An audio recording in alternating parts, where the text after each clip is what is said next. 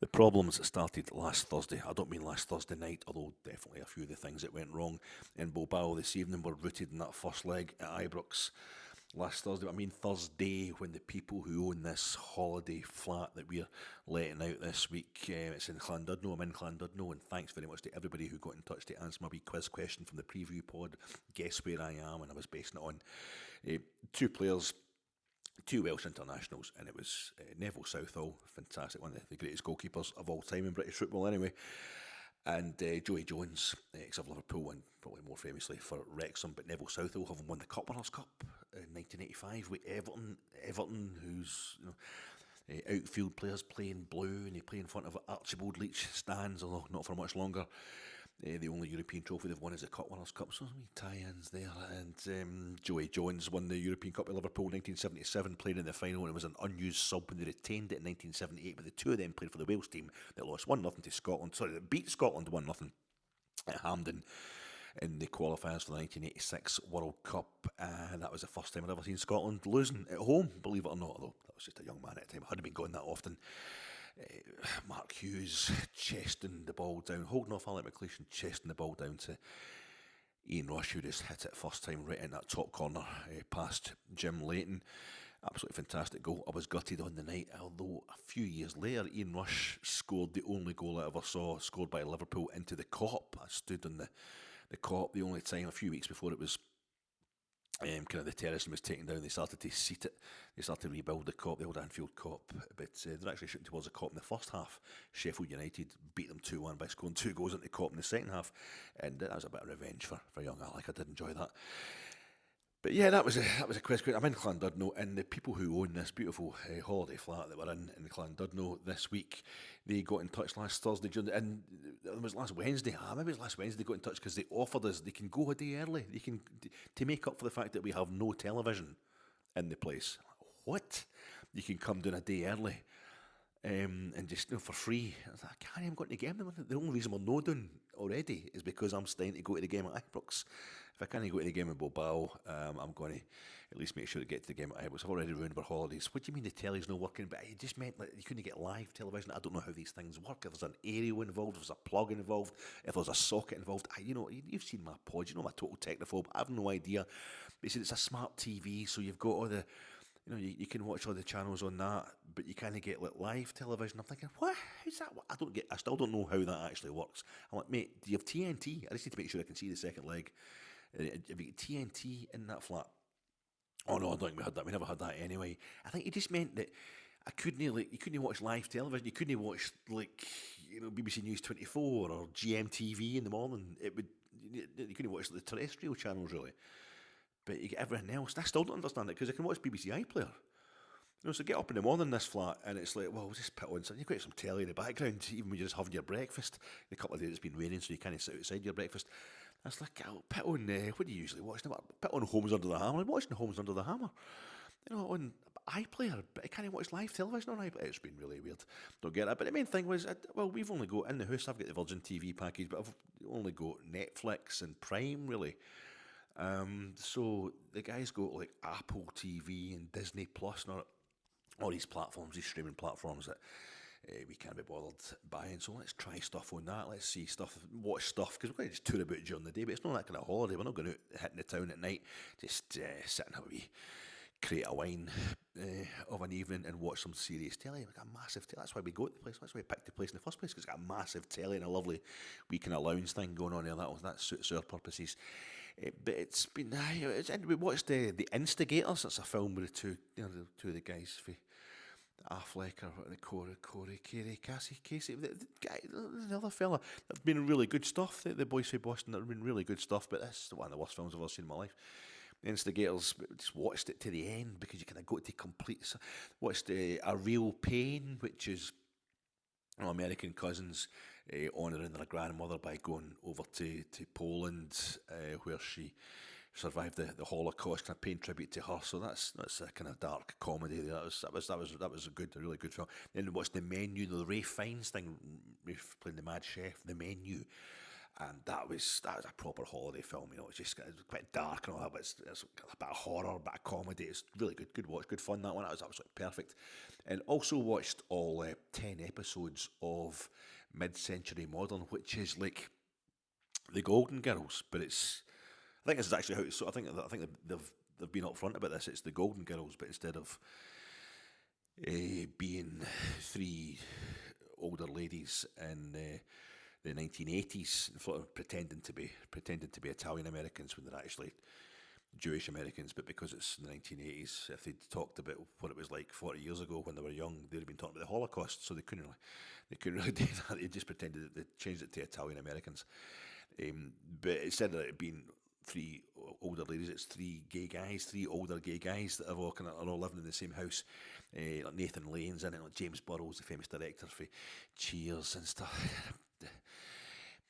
Max Muchnick can never did Will and Grace there doing it. So it's good. It's good. You know, something's pretty, something's painful, but other stuff. Yeah, you can't. There's one right good laugh out loud moment in every episode, but it's high production values, and the guy's got a quality television. So it's this is the business we watched. But the main thing is because the Wi-Fi is shit. The Wi-Fi that I did, the thing that I uploaded, the preview pod that you answered the question about the Llandudno thing. Thanks. That took 22 hours to upload. I was making reference to things that happened on Tuesday night. That's because I recorded it on Tuesday night, and by 8:30 on Wednesday night, it still hadn't uploaded. I had to leave my phone in here. So it was I did like 1 hour 45-minute podcasts in the house, stuff like that, and it's uploads in like quarter of an hour. At the most, that 2-minute short pod I did on Sunday, just for a laugh after the result at Pittodrie, that took like 2.5 hours to upload it in here. So I'm going to have to just wait and talk to you when I get back to the house. You know, I'm taking my time, going back up the road tomorrow. Probably going to be hungover all day Saturday. I'll probably be Sunday. But this week we've nothing else to do this weekend. We've got nothing else to do for the rest of the season, have we? That's it. It's done. It's by me. So I'll see you when I see you. But this is actually leaving. I'm going to leave here by 10 o'clock in the morning, and I'm going to record. So if it doesn't upload overnight, I've got to make sure it's that other one the other night was 52 minutes. I don't know. I've got to keep this down to 20 minutes or something tops. I usually like to do a whole lot of stuff to try and put the Celtic fans off. So I watched 10 episodes of what's Death in the Nile as well with Kenneth Branagh. Ooh, and that's despite the fact there's like two, nonces in the film as well. Actually outed real life abuser, rapey type, and just sat there and what it was. Oh God, it was horrendous. It's amazing the stuff you do when you're in Hollywood. Mid-Century Modern, we're watching that, and the reason we stuck with it was because there was a woman who's playing Nathan Lane's mum, and we're like, she's supposed to be. What age is Nathan Lane? That's supposed to be his mum. It's staying with him. She doesn't look as if she's going to be that much old. But she was in her mid-80s, it turns out. And then, because we looked her up, I looked her up on Wikipedia, but it turned out she was dead. We're like, this is a brand new series. What the hell? So we kept watching, and sure enough, in the 9th episode, the mother dies, but it's because the actress has died in real life. And she's called Linda Lavin, who I'd never heard of before. And I looked her up. And she's really famous. And sort of Sondheim. I know enough about musicals to know Stephen Sondheim. That's the man when it comes to musicals. And she worked with him, and she was most famous for being the only person who could properly do a song that he wrote called "The Boy From," ellipsis. It was a kind of piss take of the girl from Ipanema. It's a piss take of bossa nova music generally. This is what it says on Wikipedia. But she was famous. She made the song famous. She made it work, and it came from. It wasn't a musical as such as an off-Broadway review, which was called The Mad Show from the mid-60s. And she sang this song perfectly. I thought that's Linda Lavin. That's what she's all about. And we're trying to just kind of decided we're going to watch the whole thing, the whole series. Just watching a couple of episodes. It's quite good. Kind of sit down. You get back in the house, just back at tea time, after doing a bit of touring about, and you want to watch some kind of light, and that was light and colourful, and that was the very thing to watch. So I've been watching that since we've been down here. The season is done. That's it. Will we ever get to another European quarter-final? No, I don't have the time to really get rid of the Celtic. So on Tuesday we went to Carnarvon, and you go to Carnarvon, and the way you drive along through the wee tunnel and all that, the A55, absolutely brilliant. Lovely. I've never been in North Wales, don't know anything about Wales. And you see Anglesey, Anglesey's just across the water. No, it's an island, Anglesey. So we'll have to go across the Menai Strait. There's not a big bridge. I think there's a big bridge, isn't there? Aye, to get across the Menai Strait, just to say we've done it. So we get the road on the way back to Llandudno. We'll just jump off towards that bridge that takes you to Anglesey. Massive traffic jam. I'm thinking, well, that makes sense. It's a bottleneck, isn't it? We're on holiday, who cares? It must be a bottleneck because it's just one wee bridge to get over this massive big island. And the main road is taking you to a place, is it Holyhead on Anglesey? Right, it's miles up there. Is at the top end of it. And we just went, I'm like, we've had a good day, Carnarvon and that. Let's just cross over the water. So, see, we've crossed the Menai Strait, peel off the road as soon as we can, which is exactly what we did. Didn't follow the main road. As soon as we knew we were over the other side of that bridge on Anglesey, just want to get to the first place we can, get out, and I'll just walk about on the ground, on somebody's front grass, and just go, that's me, I'm in Anglesey. I've stood in Anglesey. That's it, back across the Menai Strait, and we'll go home. But it turned out the very first place you come to that you can get stopped, just pulled in, like all the traffic's heading on, and this going to Holyhead. But we're like, we've crossed the Menai Strait, that'll do us. Let's just get out and turn round. And in the first place you come to that you can actually stop, I just noticed it's quite a big place name. And I suddenly realised it's the place that when you're a kid, if you're the same age as me, it was all the quiz shows and all that. It was always a bit of a piss take. I don't know a lot about Wales, but the kind of thing they take the piss out the Welsh for is the place that's got 58 letters in its name. And it ends with a go. You wouldn't, if you can't speak Welsh, you wouldn't attempt to pronounce it, and it was a ridiculously long name. Now, I never had no idea where that place was. I had no idea whereabouts. I had no idea where anywhere in Wales is. Really a disgraceful lack of knowledge about this country. And we just came across it by accident. I was like, this is the place. The wee train station, the wee kind of really run down Edinburgh woolen mill type scenario, going on with a car park and all that. But the name everywhere, with the signs everywhere. So this is the place. Just by sheer accident, wanted a cup of tea, got a fly cemetery as well while I was there, and that just took a few photographs. And that's just unbelievable. What a result! Fantastic. So we got back across, did that, back across the motorway, laughing at all the folk who were still stuck in the traffic jam, going on to Anglesey, where we were leaving Anglesey, traffic was flowing, and I'm saying, that's fantastic, we actually got a proper result. They went to a proper tourist place in Wales, got a result there, gone to that place. I never thought I'd go there. I remember it from my childhood, folk talking about it all the time, the old go place. Looked across to my left, why is the Clifton Suspension Bridge moved to Wales? What's moved to this bit, moved to Llandudno? I didn't realise there was two bridges that go across the Menai Strait, and that was the one I was looking at, was the one we wanted to be on. I did think the one we'd come across on was a bit like the Kincardine Bridge, a bit like a bigger version of Kincardine Bridge. Never clicked with me at all. And I thought, I was a bit gutted. I've come across the wrong bridge. I thought I'd done Anglesey really good, really properly, and I get back into the house, so I looked up in Wikipedia. Couldn't be bothered. We could have just doubled round and went, had enough bridges, had enough touring about. Why get home? I've got to watch the rest of mid-century modern. And I looked up the bridge that we'd come across, and it had been built in the 18 whatever, but there was a fire in 1970 on that bridge, so they had to kind of rebuild a lot of it, so that it got reopened in 1972. Rangers in Europe, 1972. And it's called the Britannia Bridge. I thought that's what it was. I got it wrong, but that was God's, or I don't really believe, but that was, the fates are telling me, Alec, Rangers are going to be all right in Europe. That was just a sign. You went across the Britannia, staunch, 1972. Yes. I was quite chuffed with that. I thought, that's fine. I'm going to go back in the morning on my way home. I'm going to just double back and go across the Menai Bridge. The Menai Strait Suspension Bridge is the one I was supposed to go across. So I'll do that. I was quite chuffed, and sorry folks, we went to try to go to Rill on Wednesday, but I had to leave my phone in here because I say the podcast was, the Wi-Fi's crap, so it was taking forever to upload the podcast. I had to leave it in here next to the Wi-Fi thing, and use my wife's phone to take pictures of Coleman Balls. We tried to go to Rill originally, and it's a wee quiet road, just a tiny wee road, lovely beaches not long here, Prestatyn, Bangor. I don't know, all these places are so close together, and couldn't get to Rill because there was another massive traffic jam. The traffic was actually at a halt, so we just turned round, and I noticed the place it was quite good fun though, because the place we were getting slowed down, and the traffic was slowing down. Static caravan after static caravan. And it's a seaside. Everybody's on the shore. Everybody's on the shoreline. It's all beautiful views out over the water and that. So you would have your static caravan there. But I'd never seen so many static caravans in my entire life. It turned out they were selling static caravans. It was like static caravan, showrooms that'd be inside the static. It was just all static caravans, and I've never seen so many. It's like it must be to the Welsh static caravan industry what like Aberdeen is to the Scottish oil industry, or what it was in the 70s and 80s. And this must be the first place that somebody decided, I'm going to build my caravan here and I don't want to ever move it, so I might as well take the wheels off and make it static. And this was we couldn't go to Rill. I thought, I don't want to anyway, because I've never seen so many static caravans. I'm like, this is quite amazing. This is enough of a thrill. Never mind Rill.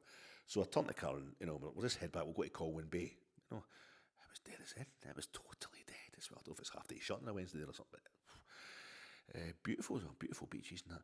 So we turned back, but the place we're in, the place that's got all the static caravans, it's called Towing. Towyn, Towing. And I'm like, I'm towing a caravan now. I'm morbidly obese. Rangers been out of Europe and the season been over. It actually gives me a chance to get some exercise, maybe lose enough weight to save my life before next season. But I was like, I look like I'm towing a caravan. I feel like I'm towing a caravan. I'm trying to walk up a hill. But it's called Towing. They're being ironic. What came first, the name Towing or having the static caravans there? And I'm driving the wee tiny bit of the A55 back didn't get to Rill, but that bit to get back to Colwyn Bay.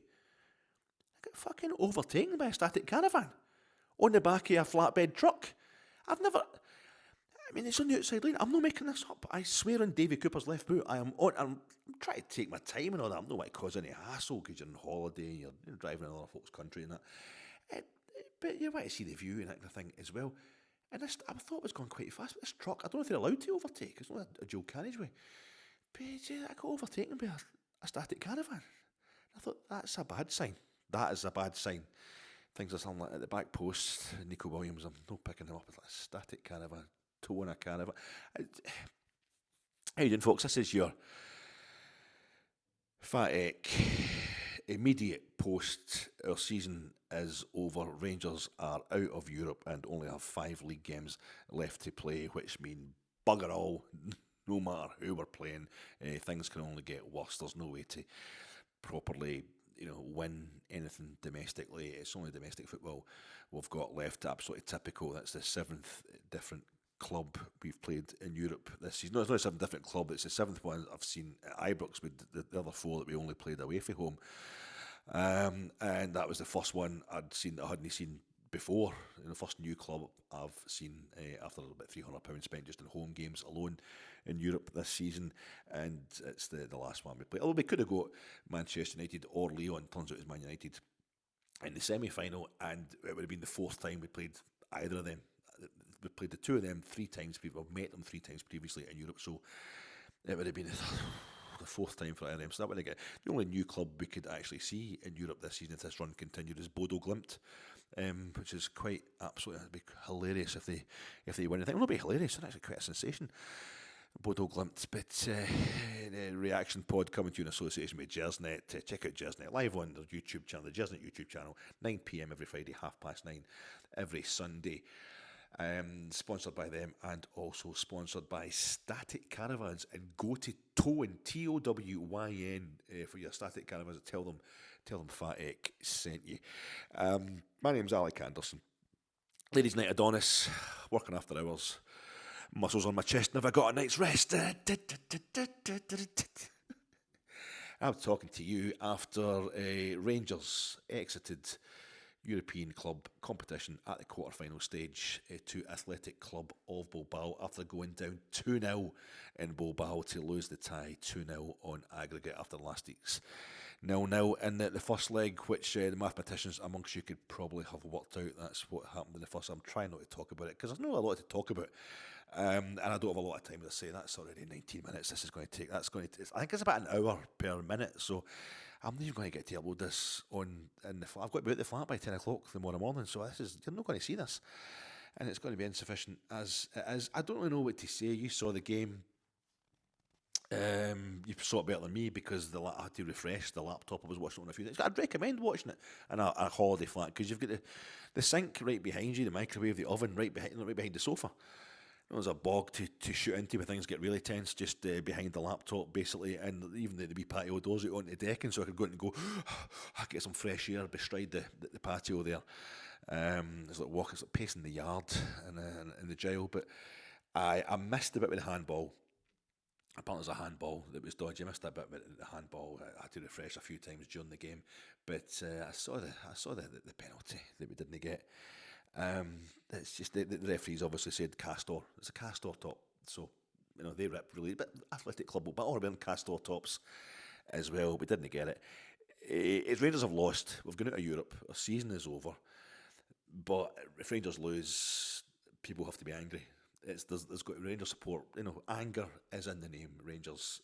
We've got to get angry whenever we lose. So you can be raging at the officials, raging at conspiracy. I mean, Bayern Munich are hosting the Champions League final this season. I think it was quite tight there. Again, we Inter over the two legs. I didn't see any conspiracies to get them through. But it's because of the Italians. They're even better at conspiracies. I'm not really into the whole thing about Athletic Club are getting favoured by referees to go into the final. Referees are just shite, are they, aren't they? If you look at the number of clubs, it's probably a great example of confirmation bias. The number of clubs who have played, obviously the UEFA Cup used to be home and away. So you in the Fairs Cup finals, 11 of the 13 Fairs Cup finals were home and away basis as well. So they had to play the final. We played the first Winners' Cup final. It was the only one played home and away. So we've played a European final at home as well because we had to. It was supposed to. That was the format. But when it's supposed to be a neutral venue, the number of teams, clubs who get to a final, it will make. If you think it's bias, you would. Like Fulham. Remember Fulham putting out Hamburg or highest Val putting out HSV. The very first Europa League final, Hamburg hosted that, the Volkspark Stadion hosted that, so Fulham put them out, full tiny wee Fulham. I don't see why it would benefit UEFA, who love junkets, who want to prove to host cities that they will make millions. I don't know why having a lot of folk who could just get the bus to the most of the fans could just get the bus to the stadium. Why is that better suited? Why does that suit UEFA better? I don't get it at all.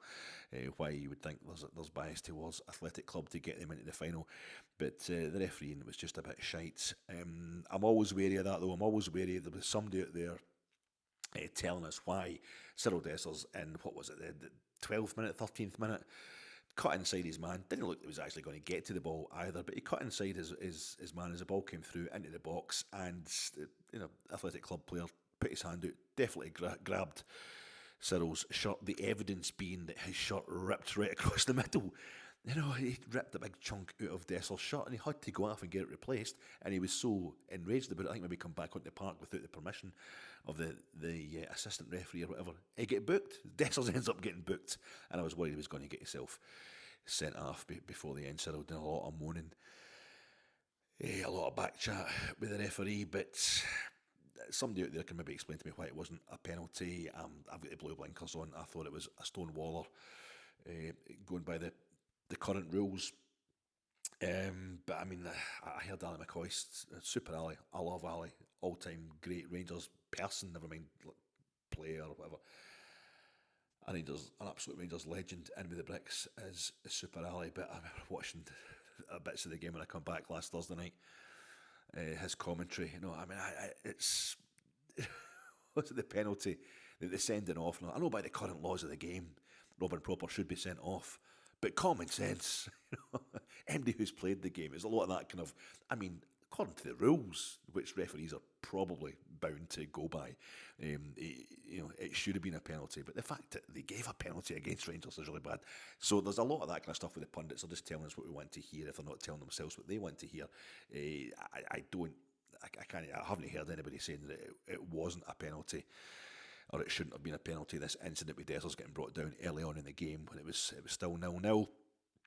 I don't want to go OTT on it until maybe somebody out there with that I trust, a source that I trust, can tell me why it wasn't a penalty. But we go out to nothing. There's always complaints, there's always moans. So you can complain about the referee, or you can complain about Rangers themselves, and everybody's at Rangers is a total downer on everybody at Rangers for the entire season. The support I've hated just wanted everybody sacked.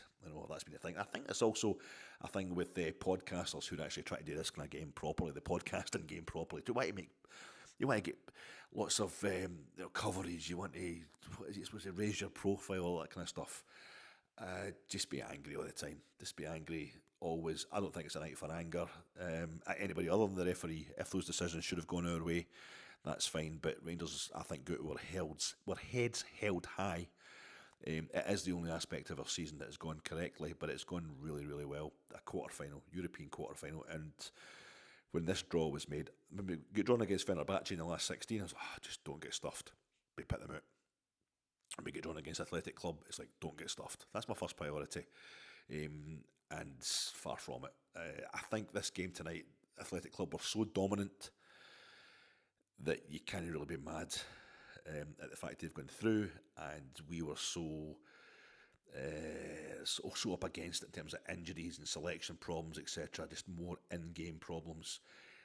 But that's all been taken on. That's the way things were before Barry Ferguson and his management team arrived. That you can't really be mad at any Rangers players either. I think it's just pride. Just pride is the overwhelming feeling tonight, and we go out there with a quarter final to our name, a European quarter final, and that's, to me, that is worth at least. The only thing that could rival that in Scottish football is winning the league in Scotland. It's right up there with that. I think reaching a European quarter final probably beats winning the league, and I'm saying that because coefficients, Scotland's situation in European club competition, it's an outstanding achievement in this day and age for a Scottish club to be reaching a European quarter final, and it's the second time Rangers have done it in 4 years. And so it's hard to take. It was brutal, but well played, Gers. We lost to John Stirling. Athletic Club Bilbao are a physical team. They've got this whole thing. Rory Hamilton was talking about it tonight in the commentary, and I was starting to get worried. He was talking about it at the end, about the fact that he was saying that Athletic Club, it's working really well for them, this thing of just picking players from the Basque region, so the population of 3 million. Maybe Rangers should start doing. Is Rory going to start saying stop signing Catholics? If Rangers just signed Protestants, it'd be absolutely. I don't think that's. I thought we had a Cantera of people we wouldn't sign, as opposed to the ones we would sign. But the idea that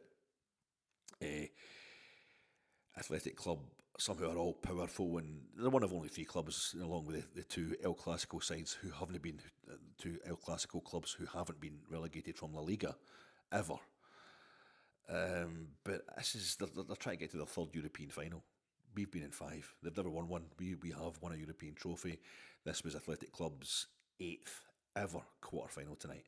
It was our 14th. So I don't know. Obviously, you can compare the fact that they're in a stronger league, so it's harder for them to get into Europe in the first place. But I think it was a bit overstated, the fact that Athletic Club have got all these players from the Basque region. They find ways around that as well. But the idea that Athletic Club are anything other than just should be regarded as anything other than the team that are 4th in one of the strongest leagues in the world is... I think it's a bit of a hokum, to be quite honest with you. That was the best defence in the world right now that we're playing against. The best defence in club football in the world at this moment in time. The best defence in the top 5 leagues in Europe. That's the best defence in the world we were up against this evening. And we have got the most changed defence, the most unreliable health terms defence on the planet right now. I mean, Balogun just does not finish games. He does not last the whole game. You know what's going to happen. The changes we had to make tonight before the game and then changes we had to make in-game are absolutely breathtaking, but also standard for Rangers this season and the last few seasons. And to come away from that venue tonight, Athletic Club have won all their games at home in Europe this season. They beat Real Madrid this season. I know Real Madrid have just taken a bit of a tanking off Arsenal over 2 legs, but Arsenal aren't exactly skint themselves. And they're playing Real Madrid again on Sunday. They're 4th in La Liga. The idea that us losing 2-0 over there is anything other than a reason for us to be proud. It just doesn't be. It lacks all credibility. Rangers were fantastic tonight. They were fantastic over the 2 legs. They've been fantastic in Europe all season, perhaps barring the home game, which wasn't really at home. It was at Hamden against Dynamo Kiev. I'm really, really proud of that European season, and I think it's something we need to make more of. It's over 20 years since any other Scottish club has won a knockout game after the group stages in European football, and Rangers do it quite frequently. You know, we are representing. We are Scottish football in Europe once it gets past the group stage. So and that continues, and we've been to the 4th division of Scottish football and back, and we're still the last Scottish club to get to European final, and we're the last Scottish club to get to European final. Before that, it's quite incredible achievement, Rangers in Europe, and I think we need to make more of it, because if you're doing a podcast where you want to be angry all the time, Rangers are crap, undeniably crap, domestic football, particularly this season. Excuse me, underachieving for since we come back into top flight, people think we're underachieving. I think it's only to be expected. Without a massive takeover, we're going to struggle the way we've been struggling to win trophies domestically since 2012, really. But there's no doubt about that. We have been underachieving domestically, but this European thing, I think I can't say it makes up for it all. But the fact is, it's such a great achievement, because European games are still rarer. Although that is what 14 European games we've played this season, they're still a rare thing compared to your domestic football. But domestic football is offering you a chance to be upset every single week, relentlessly. So if you want to, I think there's been a lot of trying to swing the emphasis back round to the domestic stuff. A lot of Rangers supporters, a lot of people maybe podding about Rangers, whatever, don't want to know about European football being a success. I think for even a few Rangers fans tonight, there's a kind of, I tell you, they'd let you down eventually. Don't do that. Please don't do that. This was just a to-be expected exit for Rangers, playing against a club of this standard, and a club with the advantages they have of La Liga letting them go straight in at the group stage. They weren't playing any kind of qualifying ties or anything, Athletic Club. So I'm really, really proud of Rangers this season, and even though there's less games to be played in Europe than there is domestically, just put the emphasis on it for the rest of the season. This should not be ignored. We got to a European quarter-final and we went out with our heads held high. The team we had to field tonight, the damage started. Athletic Club, tremendously physical side. The Basques like to be physical. It's so many of them. The same thing is, I'm in Wales, obviously, there's a whole Eisteddfod thing, which I think started in the late 1700s. It was kind of restart. It's countries get to the industrial age and they start creating a mythology about their the kind of, I don't know, it's all borderline Nazi stuff. True Scots, true Welsh people, true Irish, true English, whatever. There's all these St George and all that kind of nonsense. It's the Basques do the same stuff big time, and it was all because of the Spaniards coming from the middle of the country to go up to the industrialised north to make some money. Back at the kind of turn of the century. So, but they have this idea that they're all their kind of traditional games that aren't really that traditional. They've only gone for 150 years or so, but they've got these kind of feats of strength, lifting big rocks and stuff like that.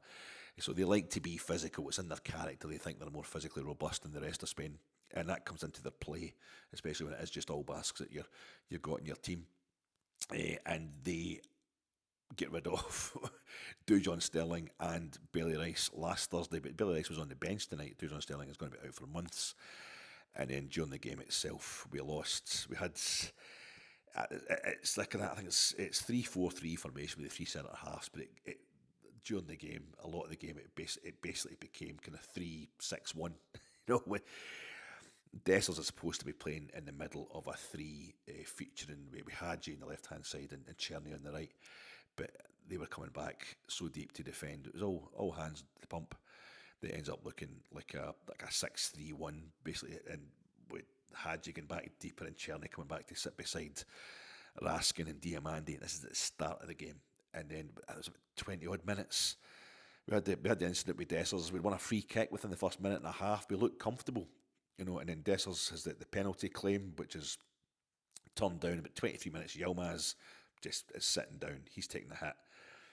He's taking a bad step or something like that. That's him. He's injured. He's off. So Yilmaz is playing already. He's on the right-hand side because Dujon Sterling isn't able to play, which means we have to put Tav back into centre-half after he did a good job at right wing-back against Nico Williams last week, the star player for Athletic Club. So it's getting messed about straight away. So we take... Diamandi gets pulled. Hefty goes into centre-half, and we pull Diamandi.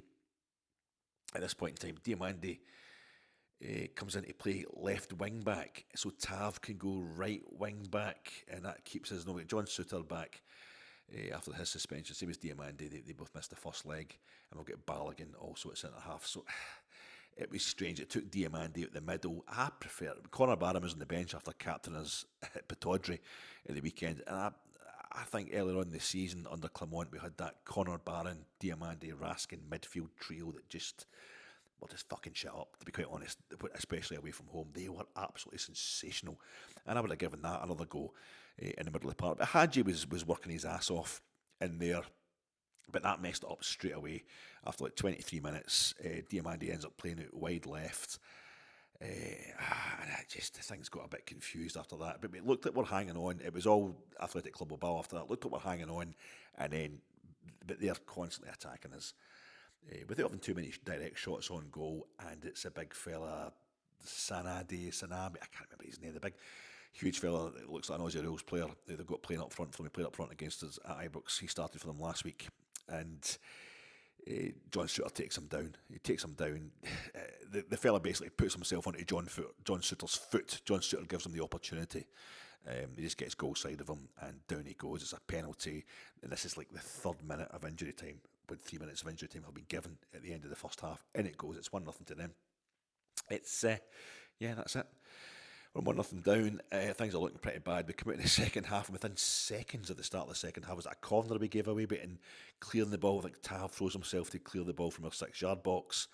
He hits Leon Balogun. It may have been somebody else. Forgive me. This is my phone. My laptop kept cutting out. Got a shit signal in this place. And that's Leon Balogun injured. A headbutt to the jaw, basically, from one of his own players, it looked like. So Leon Balogun goes off. We'd already brought on Insiala at half-time for Hadji, so we could get the 3 at the back more balanced. And that's another centre-half goes off. We just go through centre-halves like Spinal Tap, go through drummers. Off Balogun goes, and we're trying to go to a flat-back 4 then. But with Diamandi coming back to help out, it was awful. We actually got a bit of leave after that. We started kind of breaking through a couple of times, maybe like once every 10 minutes against Athletic Club, who they've not got a lot of flicks and tricks. They're not spectacular in anything other than their robustness and their relentlessness. Athletic Club, they're very, very organised. And they're very, very fit. They just keep going. And they were dominant. The crowd's right behind them. Obviously, they've got a kind of a feeling of destiny when it comes to winning this, becoming the first Basque club to win a European trophy. The final being at their own stadium. RASKIN hits the post at the 57th minute. Turned out it was from about 6 yards out. After I think it was a flick on by John Suter's kind of back post area, nods the ball across the face of the goal. Dessers tries to have an overhead kick, doesn't connect, but distracts enough to let Raskin get a shot from about 6 yards, which their goalkeeper, it turns out it's actually a brilliant save. He pushes it onto the post. That's as close as we came to scoring.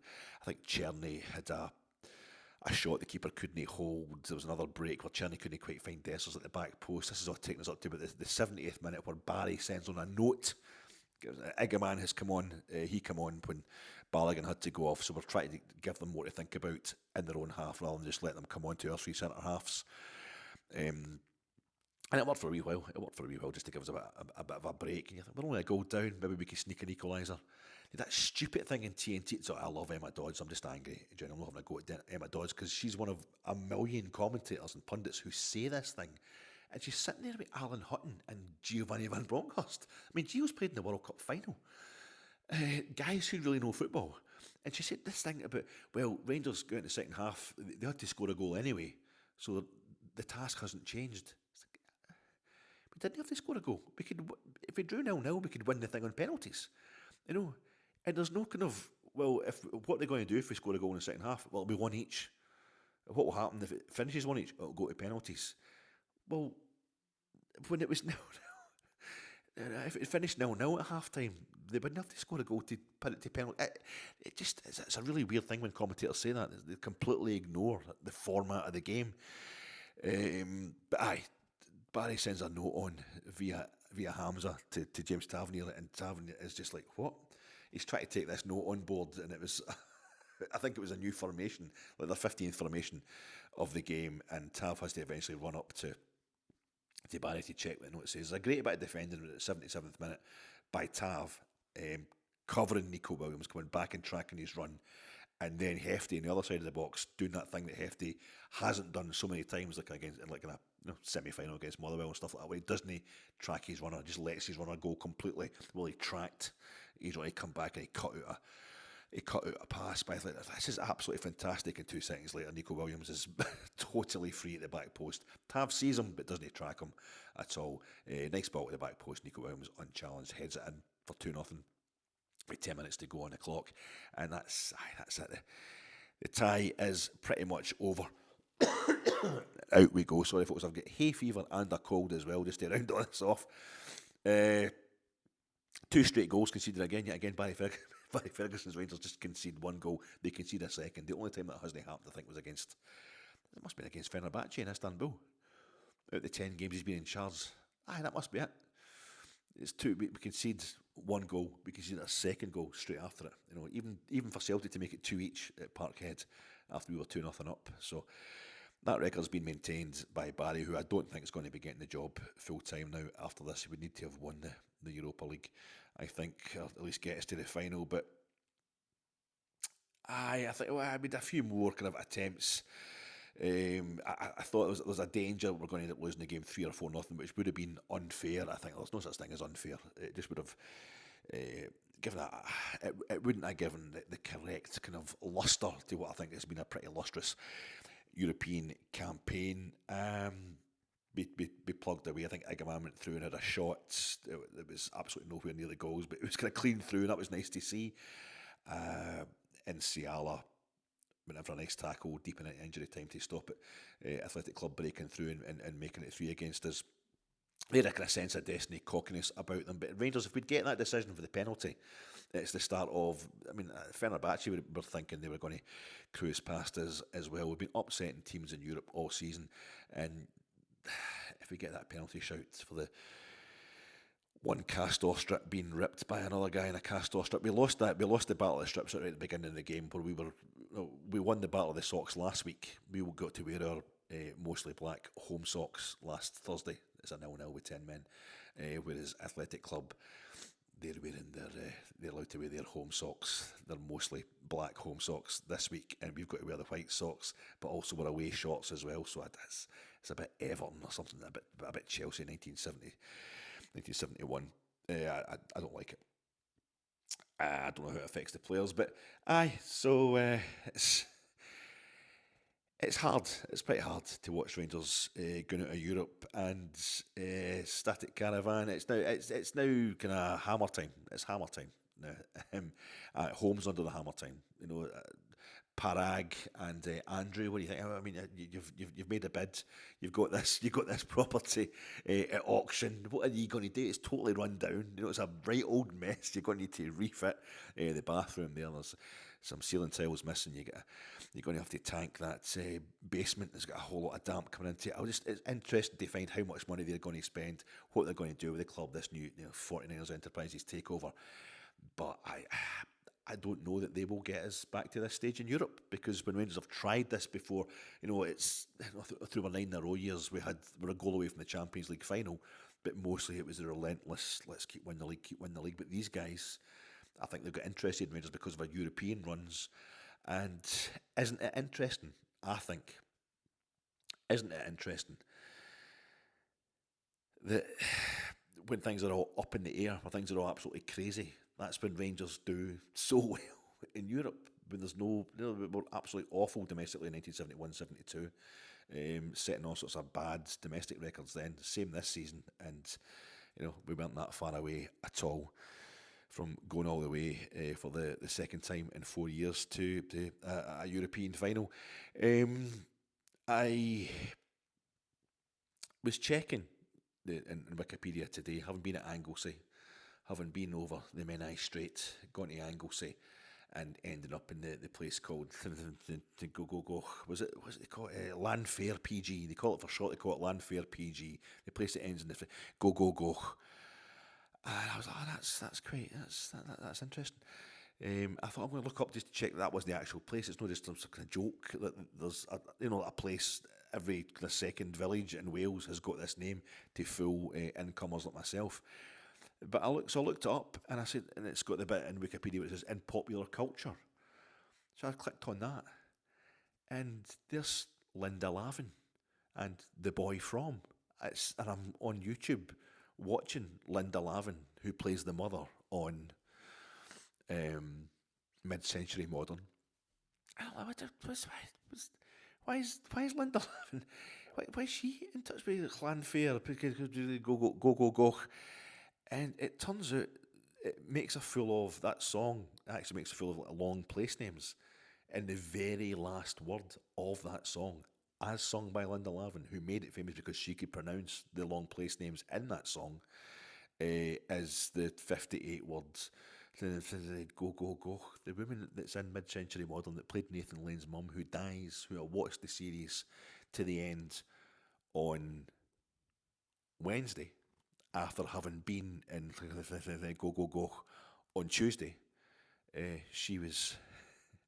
Turns out I found out today, before I watched that game, that she actually says that place name of that little town in Anglesey. It's the very last word of the song that made her famous, and that was the song that was sung in the Mad review, the Mad show, the old review that she sang that song in, and it's a big mad, and that's what it's been with Rangers in Europe. It's been a totally mad show. This entire season has been a totally mad show, and it's very much over now, folks. And I hope this podcast of mine manages to get updated, manages to get uploaded sometime before I'm back in Scotland. But I seriously doubt it. And thanks very much for sticking by me. I don't know what I'm going to do with European football. It's what Rangers, I think, should be all about. And that's my number one wish now.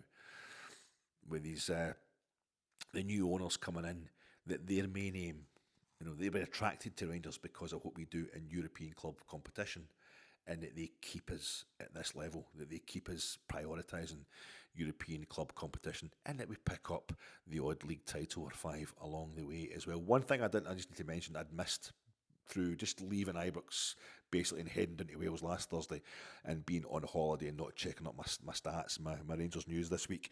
I missed the fact that Iribar Iribar, the guy that I was talking about in one of my preview pods, the fellow who kept goal against Rangers in 68-69, the last time we played Athletic Club in Europe, the first time we played him in Europe, we put them out the quarterfinals of what was effectively this competition, the Fairs Cup as it was called then, back in the year I was born. He's still on the go, and I was talking about Rangers laying, I hope Rangers had laid a bouquet of flowers at the bust of Pichichi back in 68-69, as all new clubs visiting the old San Mames should, and I hope to do it again with the new San Mames, but still the old bust of Pichichi. But it turned out Iribar had been and laid a bouquet last Thursday in front of the memorial to the Ibrox disaster. It's absolutely beautiful. So I know there's a lot of Celtic tops and all that in the home sections tonight, and a lot of flags of Ireland, a lot of people coming to, I actually take it as a compliment if they researched their history to that point, where they know what's supposed to annoy us, they know who our rivals are and all that. But all the best to Athletic Club, all the best to them. That's a touch of class from Angel Iribar. These are the things we should remember from these games.